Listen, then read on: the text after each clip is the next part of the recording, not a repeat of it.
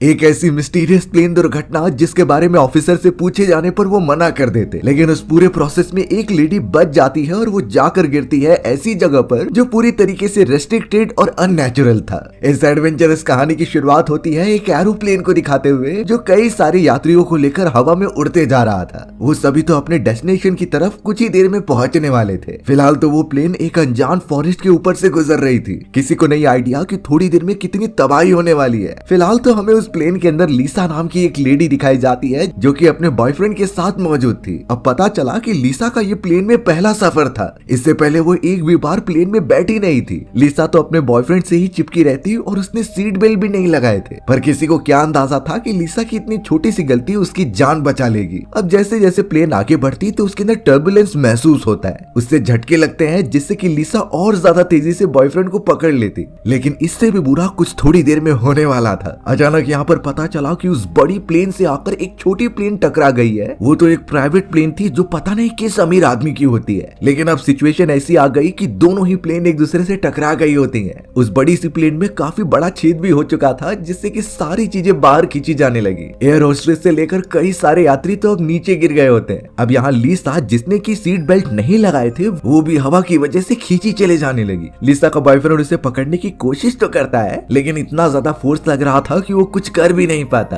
बेचारी लीसा का भी लग रहा था कि वो भी नीचे गिरकर मारी जाएगी। लेकिन जैसे ही वो गिरने वाली होती है तो उसने एक सीट को पकड़ लिया। वो तो किसी भी हालत में अपना ग्रिप छोड़ नहीं रही थी। लीसा के बॉयफ्रेंड ने सीट बेल्ट लगाया था पर वो ट्राई करता है कि अपनी गर्लफ्रेंड को बचाएगा। पर यहाँ पता चला कि उस प्लेन के दो हिस्से हो चुके हैं। एक प्लेन में जहाँ लीसा का बॉयफ्रेंड मौजूद था वो पूरी तरीके से टूट गया है और आसमान में जाकर ब्लास्ट हो गया है। इससे लीसा एकदम से टूट गई क्योंकि उसकी आंखों के सामने उसका बॉयफ्रेंड मर चुका था। बेचारी अब लीसा जिस हिस्से में मौजूद थी वो लगातार जमीन की तरफ बढ़ रहा होता है, तो इसलिए सबसे पहले वो सीट को पकड़कर उसके ऊपर बैठ जाती है। उसने जल्द से जल्द अपनी गलती को सुधारा और सीट बेल्ट लगा ली है। उसे तो इतनी ऊंचाई से सांस भी नहीं आ रही थी और वो सिर्फ वेट करती है कि उसका क्या होगा। प्लेन का वो टुकड़ा जब नीचे तेजी से गिर रहा था तो हमें वही अनजान फॉरेस्ट दिखाया जाता है जिसमें काफी बड़े और घने पेड़ मौजूद थे। पता नहीं लीसा इस हादसे में बच भी पाएगी कि नहीं, इसलिए वो अपनी आंखें बंद कर लेती है। प्लेन का वो हिस्सा बहुत ही तेजी से फॉरेस्ट में जाकर गिर गया। बाकी सारे पैसेंजर्स का इतना बुरा हाल हुआ होता है कि कोई सोच भी नहीं सकता।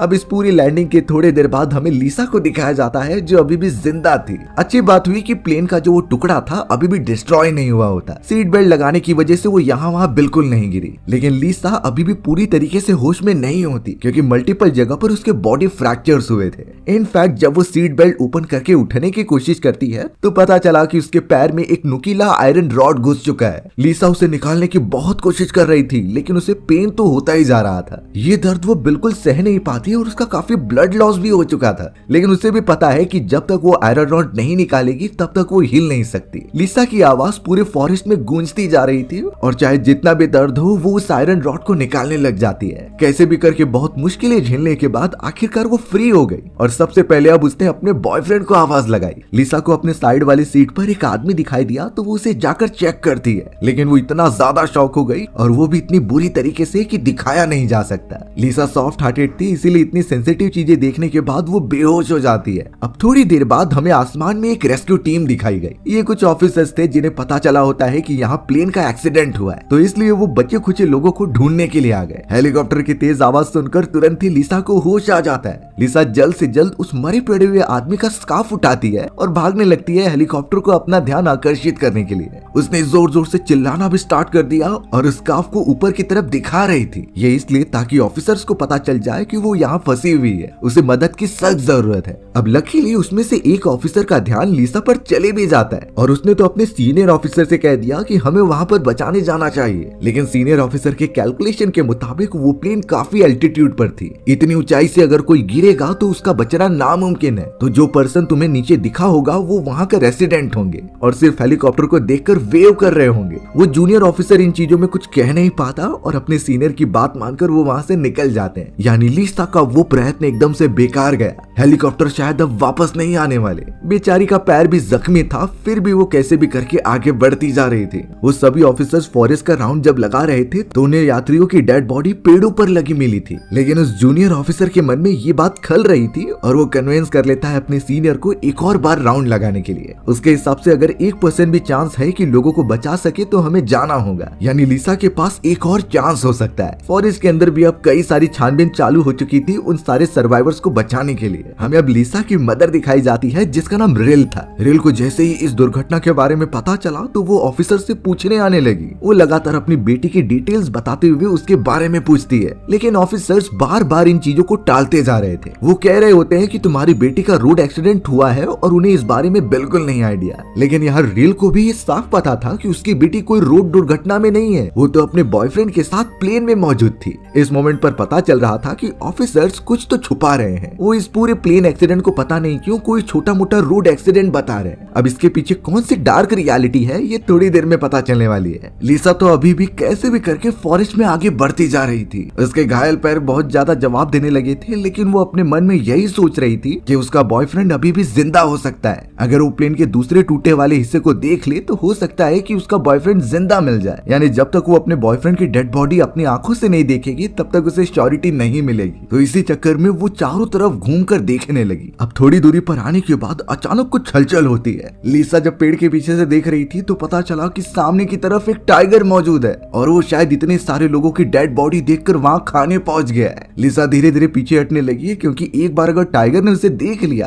तो ऑब्वियस बात है कि वो उसे मारने जरूर आएगा, क्योंकि टाइगर्स की खूबी होती है कि वो जिंदा लोगों पर पहले झपट्टा मारते हैं, यानी उन्हें बिल्कुल फ्रेश मीट चाहिए। तो इसलिए लिसा बिना कुछ किए पीछे हटने लगती है। लेकिन अब गलती से टहनी टूटने की वजह से एक आवाज आ गई और उस आवाज को टाइगर ने बड़े अच्छी तरीके से सुन लिया था। टाइगर उसे देखकर सीधा उसकी तरफ बढ़ने लगा और अब लग रहा होता है कि बेचारी लिसा कुछ नहीं कर पाएगी। उसकी जान भी अब बहुत ज्यादा खतरे में है। लेकिन अगले ही मोमेंट में हेलीकॉप्टर ऊपर से तेजी से उड़ता है। उसकी आवाज इतनी ज्यादा थी कि वो टाइगर बेचारा डर गया और वहां से धूम दबाकर भागने लगता है। यानी हेलीकॉप्टर और ऑफिसर्स ने जाने अनजाने में लिसा की मदद की है। लिसा के हार्ट बीट्स एक समय पर काफी बढ़ गए थे, लेकिन अब सब सुरक्षित है। चलने के कारण उसके पैर इतने ज्यादा दर्द देने लगे थे कि वो एक जगह पर बैठ जाती है और ट्राई करती है कि अपने दर्द को कम करने के लिए। उसके पास सिगरेट का पैकेट था तो वो तुरंत ही निकालती है ताकि वो उन्हें पीकर थोड़ा अपना स्ट्रेस रिलीव कर सके। पर प्रॉब्लम ये होती है कि एक्सीडेंट के कारण उसका पूरा सिगरेट का पैकेट बेकार हो चुका था। उसका फ्रस्ट्रेशन तो और बढ़ता चला गया और उसे समझता नहीं कि वो अपने बॉयफ्रेंड को कहाँ ढूंढे। लिसा अपने आप को उस फॉरेस्ट में पूरी तरीके से अकेला ही समझ रही थी, क्योंकि जितने भी यात्री होते हैं वो सब तो मर चुके थे। उसे ये अपने किसी डार्क नाइटमेयर जैसा लग रहा था जो कभी खत्म नहीं होने वाला।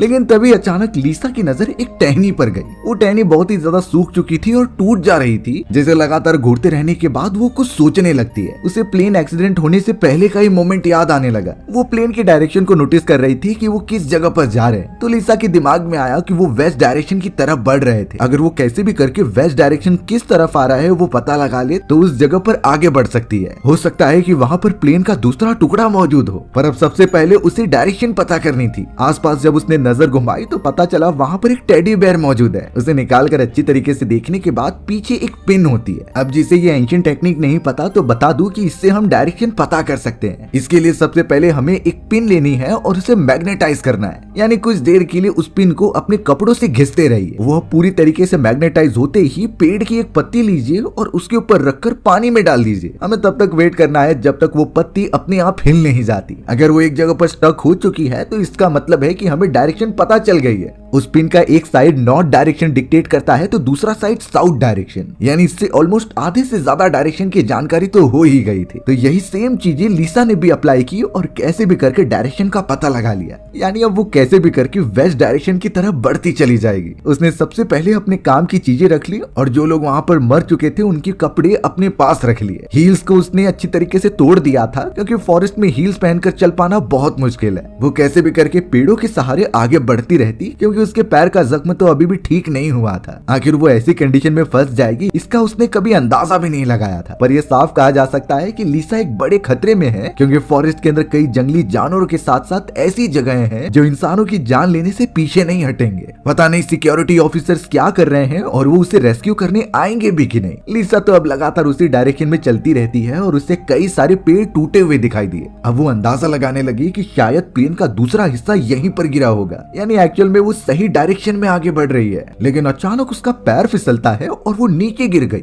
चौंकाने वाली बात ये पता चलती है कि वो एक दलदल में फंस चुकी है। लगातार उसकी बॉडी अंदर चले जा रही है और बेचारी कुछ भी समझ नहीं पा रही थी। जितना वो हिलने की कोशिश करती उतना ही अंदर चली जाती। लिसा का तो दिमाग ही एकदम से कंफ्यूज हो गया था। लेकिन अगर कभी इस कंडीशन में हम फंस जाएं और हमें भी ना पता चले कि दलदल से बाहर कैसे निकले, तो इससे बचने का बहुत ही आसान तरीका है। दलदल में फंसने के बाद एक बात ध्यान में रखनी है कि अपने बॉडी को हिलाना नहीं है। दलदल का डिजाइन ही ऐसा रहता है कि जितना हम हिलेंगे उतना ही अंदर खींचे चले जाएंगे, और अगर हमारा सर नीचे चला गया तो सांस ना मिलने के कारण हम मर भी सकते हैं। इससे बचने की सिर्फ एक ही टेक्निक है कि हमें अपने बॉडी को स्टिल रखना है और ये ट्राई करना है कि आसपास जो पेड़ पौधे मौजूद हैं उससे ग्रिप बना लें। ट्राई करें कि अपने आप को धीरे धीरे ऊपर खींचें। और एक्सेप्शन वाले केस में कि आपके आसपास कोई भी पेड़ नहीं है तो दूसरी टेक्निक काम में आती है कि आप एक गड्ढा बना दीजिए अपने हाथों से। ये गड्ढे आपको किनारे की थोड़ी दूरी पर बनाने हैं जिसमें कि आप अपने हाथों से पकड़कर ग्रिप बना सकें। एक गड्ढा मिट जाएगा तो दूसरा गड्ढा बनाइए और धीरे धीरे ऊपर आते जाइए। अपने दोनों टो को एकदम फ्लैट रखना है जिससे कि अंदर जाने की स्पीड और ज्यादा कम हो जाए। अगर ये चीजें हमें ध्यान में रहती हैं तो किसी भी टाइप के दलदल में हम फंसेंगे ही नहीं। लिसा को भी एक समय पर लग रहा था कि वो बच नहीं पाएगी, लेकिन उसने पहली टेक्निक अपनाई,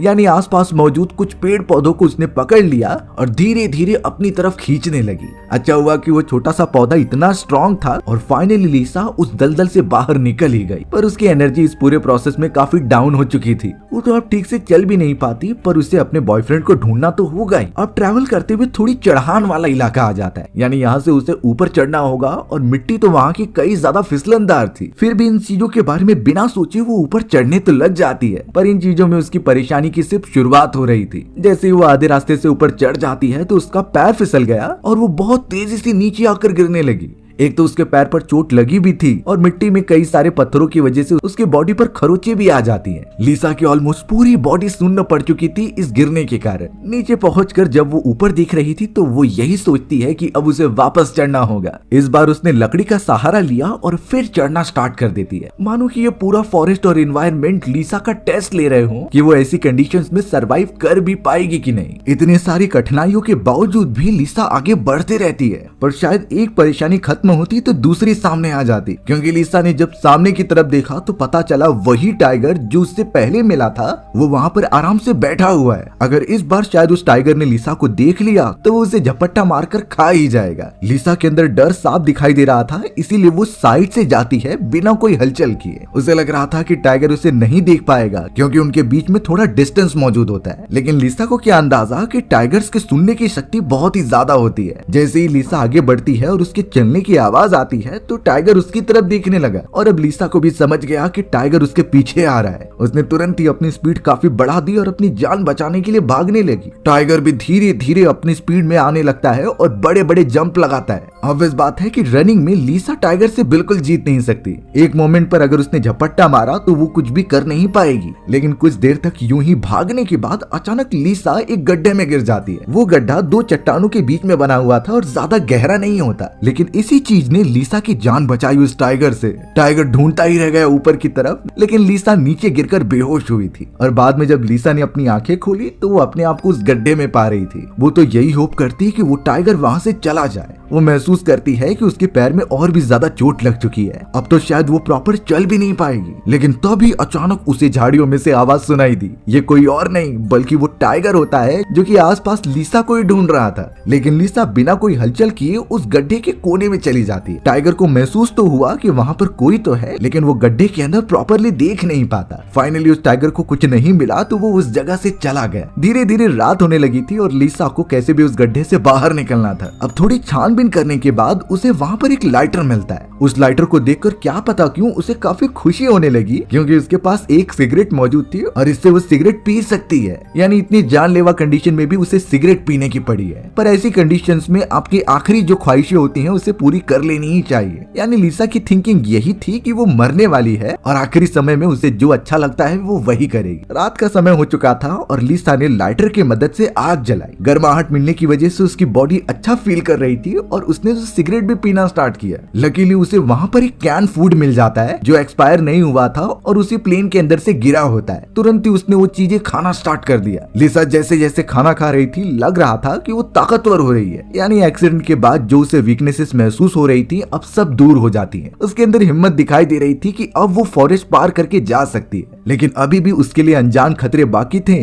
जो शायद उसकी जान भी ले सकते हैं। अब दूसरी तरफ हमें कुछ एयरफोर्स के ऑफिसर दिखाए जाते हैं जो एक दूसरे से कुछ इंपॉर्टेंट बात कर रहे थे। उनमें से एक ऑफिसर बहुत ही निराश होकर एक इंपॉर्टेंट चीज बताता है। वो कहने लगा कि जब भी एयरफोर्स के पायलट अपनी प्लेन की टेस्टिंग करते हैं तो वो कमर्शियल प्लेन्स और यात्रियों के प्लेन्स को इस बात के बारे में इन्फॉर्म कर देते, लेकिन इस बार गलती से वो ये इन्फॉर्मेशन देना भूल गए। यानी जिस प्राइवेट प्लेन की हम बात कर रहे थे वो एक्चुअल में एयरफोर्स का था और इस समय वो यात्रियों के प्लेन को इन्फॉर्मेशन नहीं दे पाए तो उन्हें एक दूसरे की लोकेशन का पता ही नहीं चला। जाने अनजाने में वो एयरफोर्स पायलट डायरेक्टली जाकर कमर्शियल प्लेन में भिड़ा देता है और इसी वजह से वहाँ पर इतना बड़ा एक्सीडेंट हुआ। ये भी एक रीजन हो सकता है कि वो सभी ऑफिसर्स इस एक्सीडेंट के बारे में छुपा रहे थे, क्योंकि अगर गवर्नमेंट और पब्लिक को ये पता चला कि वो प्लेन एक्सीडेंट एयरफोर्स की गलती की वजह से हुआ है तो सवाल उठाना स्टार्ट हो जाएंगे। पब्लिक गुनहगारों की मांग करेगी और गवर्नमेंट को साफ साफ ब्लेम करेगी कि उनकी गलती की वजह से ये हुआ। प्लेन में इतने लोग मारे गए हैं और अब ये एकदम हेडलाइन वाली न्यूज बन चुकी है। ऑफिसर्स में से किसी को नहीं समझता कि वो क्या करे, तो ये सारी चीजें हाइड करने में लग जाते हैं। अब यहाँ फॉरेस्ट में बेचारी लिसा कैसे भी करके आगे बढ़ रही थी। उसके पैर भी जवाब देने लगे थे, लेकिन जैसे ही वो एक ऊंचाई वाली जगह पर पहुंची तो अचानक उसे प्लेन का वही हिस्सा दिखाई देता है जो आगे की तरफ था और इसे ही तो ढूंढते हुए वो यहाँ पर पहुंची है। लिसा के मन में एक जिज्ञासा जागने लगी कि शायद इस प्लेन के टुकड़े में उसका बॉयफ्रेंड जिंदा हो।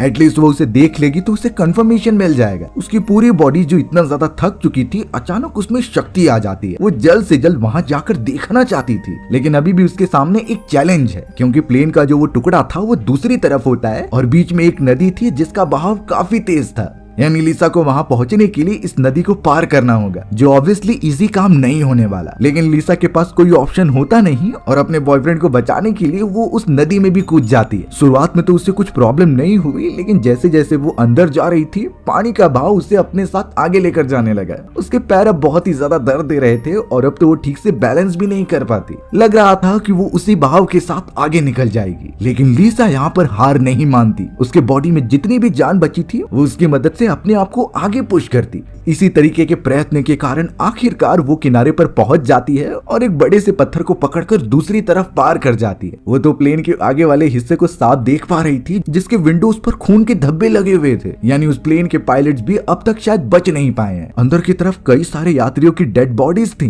पर लिसा डायरेक्टली जाकर नहीं देखती। उसने पायलट के दरवाजे जैसे ही ओपन किए तो उसे एक छोटा किट मिलता है। इस किट के अंदर एक्चुअल में एक फ्लेयर गन मौजूद थी और उसके बुलेट्स होती हैं और ये उस इमरजेंसी के काम में आते हैं जिससे कि आपको सिग्नल देना हो। लिसा को यही तो चाहिए था, इसीलिए वो जल्द से जल्द उस फ्लेयर गन को उठाती है और उसके अंदर बुलेट डालकर तुरंत ही फायर कर देती है। आसमान में थोड़ी दूरी पर वो सिग्नल दिखाई तो देने लगा था, लेकिन बैड लक ये होता है कि आसपास कोई भी हेलीकॉप्टर नहीं मौजूद था। पर लिसा की टाइमिंग ये एकदम बेकार थी। वो थोड़ा सा डिसअपॉइंटेड तो हो गई, लेकिन अभी और भी बुलेट्स बाकी थी। उसने तो तुरंत ही उस फ्लेयर गन के अंदर एक और बुलेट लोड कर दी। लेकिन अचानक लिसा पैनिक करना बंद करती है और ये सोचती है कि अगर वो इस तरीके से गन को वेस्ट करती रहेगी तो उसका कुछ फायदा नहीं होने वाला। उसने तुरंत ही वो गोली निकाली और डिसाइड किया कि जब हेलीकॉप्टर आसपास होगा तभी वो चलाएगी। लिसा तो और ज्यादा चीजें इकट्ठा करने के लिए लग गई, लेकिन नेचर मानो एक अलग ही तरीके से रिएक्ट कर रही थी। आसपास का अचानक टेम्परेचर इतना ज्यादा नीचे गिर जाता है कि लिसा को काफी ठंडी लगने लगी।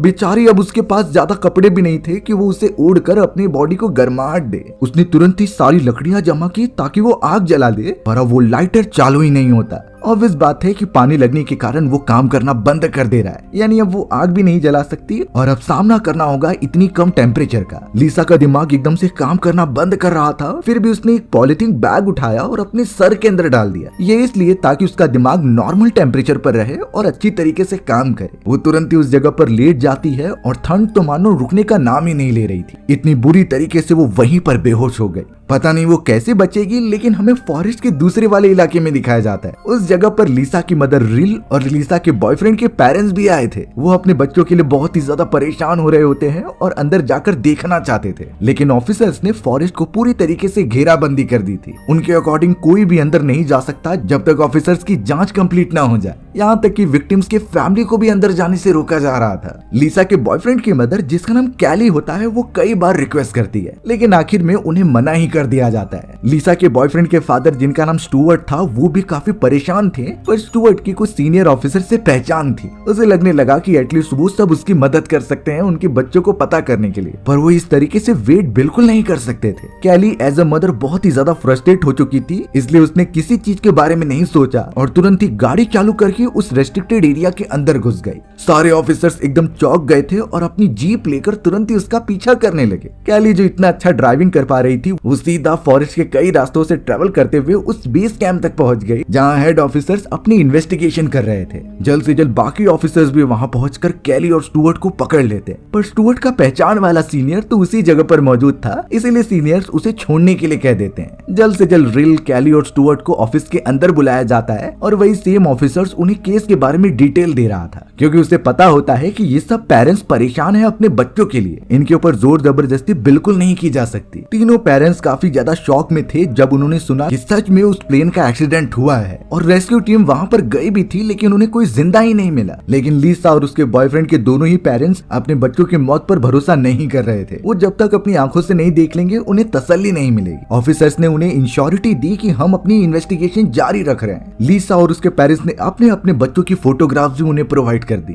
अब उनमें से एक जूनियर ऑफिसर काफी सोच में पड़ जाता है। वो तुरंत ही अपने सीनियर को जाकर बताने लगा कि शुरुआत में जब हम हेलीकॉप्टर से इन्वेस्टिगेशन करने गए थे तो उसने एक शायद लेडी को देखा जो उन्हें वेव कर रही थी। हो सकता है कि वो हमसे मदद मांग रही हो। अब सीनियर ये चीजें टाल नहीं सकता था, तो उसने जल्द से जल्द आदेश दिया कि हेलीकॉप्टर लेके जाकर उस जगह पर वापस चेक करो। एक टीम पूरी तरीके से हेलीकॉप्टर में जाकर रेडी होने लग जाती है। अब हमें फॉरेस्ट में लिसा दिखाई गई, जो अब पहले से काफी ज्यादा कमजोर हो चुकी थी। उसने तो ऑलमोस्ट हिम्मत छोड़ दी होती है कि उसका बॉयफ्रेंड जिंदा हो सकता है, लेकिन उसके अंदर जो प्यार था वो उसे रोक रहा था ये सारी चीजों पर भरोसा करने से। आसपास का मौसम भी अब काफी ज्यादा बारिशदार हो चुका था और कई सारी बूंदें नीचे गिर रही थी। लिसा को तो पेड़ों के ऊपर एक बैग मिलता है जो किसी और का नहीं बल्कि उसके बॉयफ्रेंड का ही था। जल्द से जल्द उसे चेक करने पर उसके अंदर कई सारी ड्राइंग मिली जो उसके बॉयफ्रेंड ने लिसा की बनाई थी, और उसे देखने के बाद तो लिसा कई सारे ख्वाबों में एकदम गुम हो गई। वो उनके अंदर अपने बॉयफ्रेंड के साथ बिताए उन अच्छे पलों को याद कर रही थी और उन्हें मिस करती है। अब उसे लगने लगा कि शायद उसका बॉयफ्रेंड आसपास हो सकता है, तो वो और भी तेजी से उसे ढूंढने लगी। जैसे ही वो एक गड्ढे के पास जाती है तभी उसने अपने बॉयफ्रेंड को देखा। वो काफी ज्यादा दर्द में बैठा हुआ था, इसलिए लिसा तुरंत ही नीचे कूद गई।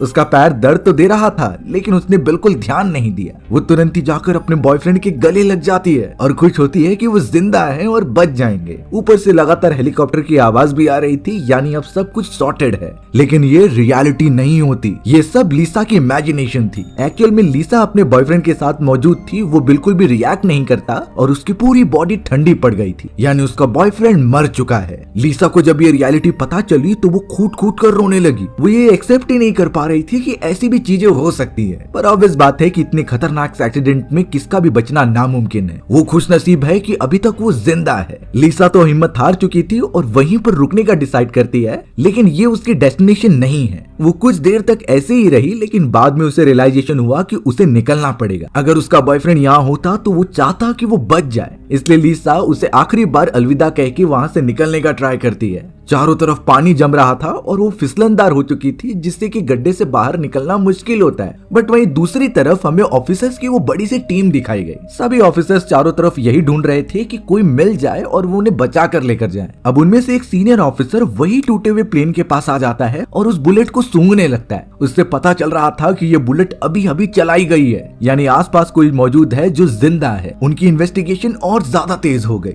लीसा बहुत ज्यादा पेन में थी। उसने कैसे भी करके उस फ्लेयर गन को उठाया और दूसरी बुलेट उसके अंदर लोड कर दी। तुरंत ही उसने आसमान की तरफ उसे पॉइंट करके फायर कर दिया। जैसे ही आवाज होती है और कई सारी रेड रोशनी वहां फैल गई थी तो ऑफिसर्स का ध्यान उसकी तरफ अट्रैक्ट हो जाता है। तुरंत ही वो सारी टीम भागते हुए लीसा के पास आए और उसे रेस्क्यू करने लगे। लीसा के चेहरे पर एक अलग ही एक्सप्रेशन था। वो बहुत ज्यादा दुखी भी नहीं थी और खुश भी नहीं थी, क्योंकि उसने जिंदगी में सबसे ज्यादा प्यार करने वालों को खो दिया है। पर यहाँ एटलीस्ट एक हफ्तों के बाद उसे रेस्क्यू कर ही लिया गया। शॉकिंग बात यह है कि ये सारी चीजें सच्ची घटना पर आधारित है। 19th सेंचुरी में सोवियत यूनियन का एक ऐसे कॉमर्शियल प्लेन एयरफोर्स के प्लेन से टकरा गया था। उसमें मौजूद सभी यात्री मारे गए, लेकिन लीसा नाम की ये लेडी बच गई। मिलिट्री फोर्स नहीं चाहते थे कि ये बात सामने आए, लेकिन आखिरकार पब्लिक को ये चीजें पता चल ही जाती हैं। सारा ब्लेम एयरफोर्स पर आया और उन्हें ही लापरवाह ठहराया जा रहा था। हमारी ये दर्दनाक कहानी इसी तरीके से यहीं खत्म हो जाती है। सो व्यूअर्स, अगर आपको मेरा नरेशन 1% भी अच्छा लगा होगा ना, तो वीडियो को लाइक एंड चैनल को सब्सक्राइब जरूर कर देना। मिलते हैं इसी तरीके की मजेदार वीडियोस में, तब तक के लिए बाय बाय।